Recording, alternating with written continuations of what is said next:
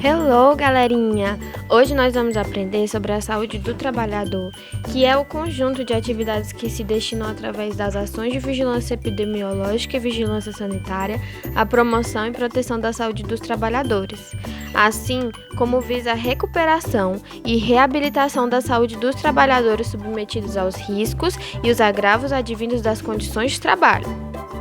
Então, vamos traçar uma linha do tempo onde veremos como funcionava, na antiguidade, as mudanças com a chegada da família real, as decisões da época do Brasil Império, sobre a República Velha e sobre instituições que foram formadas ao longo do tempo, sobre a grande conquista do SUS e o que ele trouxe de melhoria para o trabalhador.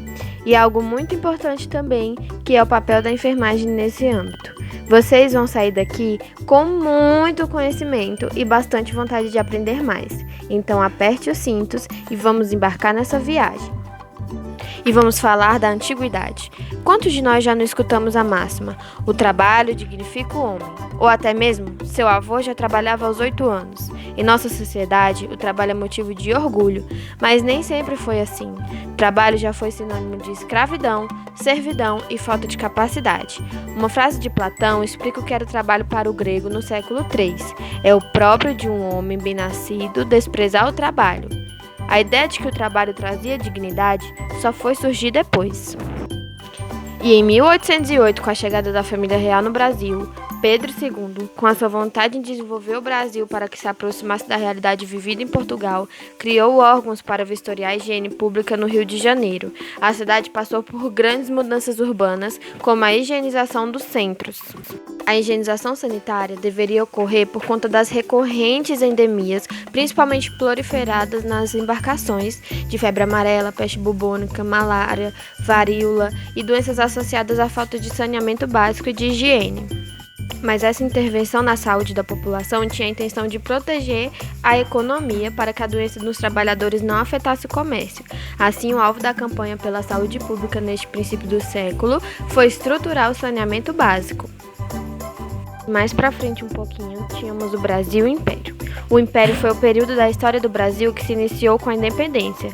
O Brasil organizou-se politicamente como uma monarquia, sendo governado por um imperador. E neste período, quando o Brasil vivia sob o reinado de Dom Pedro II, chegou a febre amarela que avançou sem piedade sobre as grandes cidades do litoral, deixando rastros de morte. Como a febre amarela, foram com frequência citadas nas falas do trono a cólera e a varíola. As três moléstias representam a grande gargalo sanitário do Império. Não existia no Brasil uma rede pública de saúde. As pessoas com posse se tratavam em casa com médicos particulares. Os pobres, por sua vez, recorriam a instituições de caridade, como as Santas Casas de Misericórdia. E assim que uma das tantas epidemias de febre amarela se instalavam no Rio de Janeiro, o governo destinava recursos financeiros extras à Santa Casa, que corria para abrir enfermarias temporárias pela capital, semelhantes aos atuais hospitais de campanha. De 1889 até 1930, nós temos a República Velha, como marco histórico na saúde do trabalhador. Nessa época, houveram muitos casos de cólera, peste bubônica, febre amarela, varíola e outras doenças que acometeram a saúde dos trabalhadores. Com isso, a medicina higienista passou a ter ênfase no Brasil e o saneamento foi a única solução para tentar melhorar a imagem do país no exterior. E é importante lembrar que a grande intenção não era com a saúde da população, e sim econômica. Como é triste ver que sempre era algo relacionado ao dinheiro e não ao ser humano. E aí foram implantadas medidas jurídicas impositivas, como a notificação de doenças, a vacinação obrigatória para qualquer pessoa e a vigilância sanitária no país todo. E aí, viram como aconteceu muitas coisas durante esse tempo? Vamos viajar mais um pouquinho e conhecer mais sobre a saúde do trabalhador?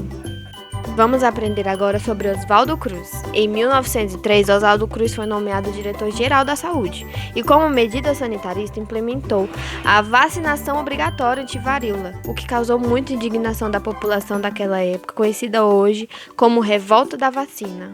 Isso porque os profissionais entravam na casa das pessoas e vacinavam todos, independente da sua escolha. E essa ação ficou conhecida como modelo campanhista.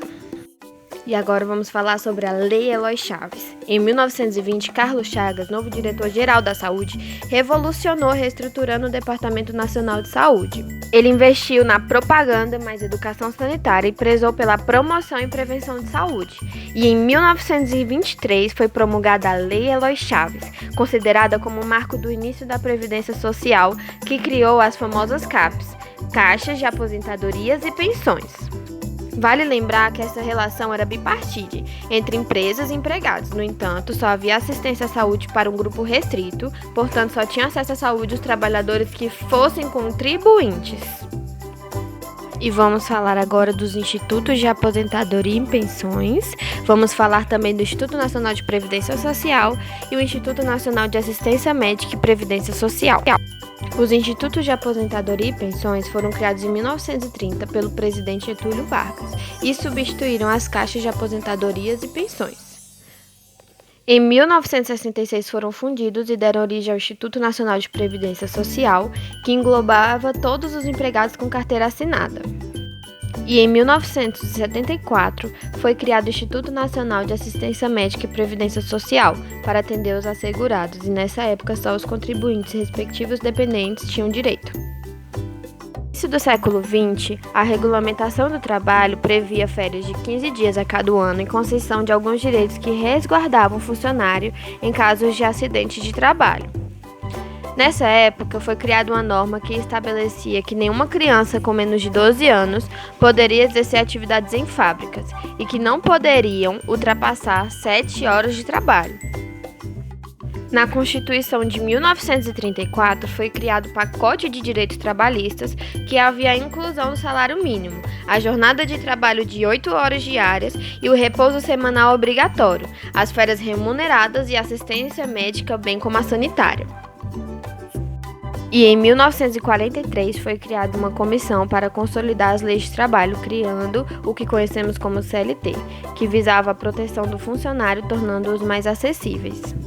Na Constituição Federal de 1988, várias garantias já existentes na CLT receberam status constitucionais. Alguns direitos foram ampliados e outros incluídos.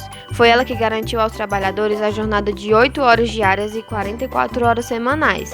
Antes eram 48 horas. O aviso prévio proporcional, a licença maternidade de 120 dias, a licença paternidade e o direito de greve. Formalmente, a Constituição da República Federativa relacionou no artigo 7º os direitos dos trabalhadores urbanos e rurais e outros que visem a melhoria da sua condição social.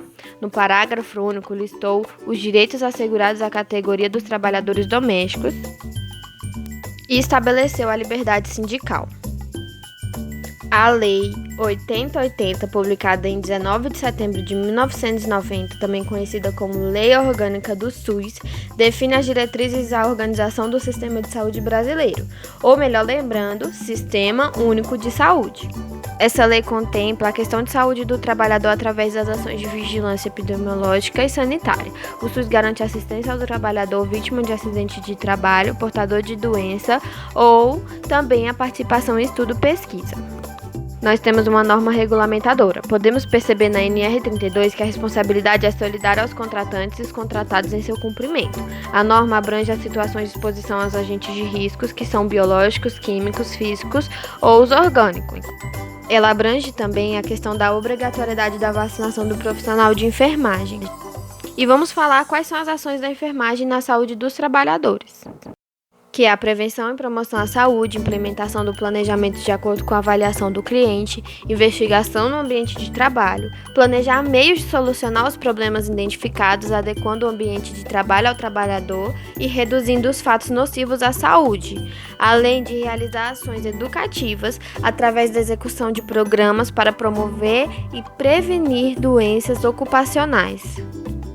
Temos também entre suas atividades a manutenção de saúde no mais alto grau de bem-estar físico e mental e o acompanhamento de doenças ocupacionais, como relatamos, ou não ocupacionais, e sua reabilitação para o trabalho.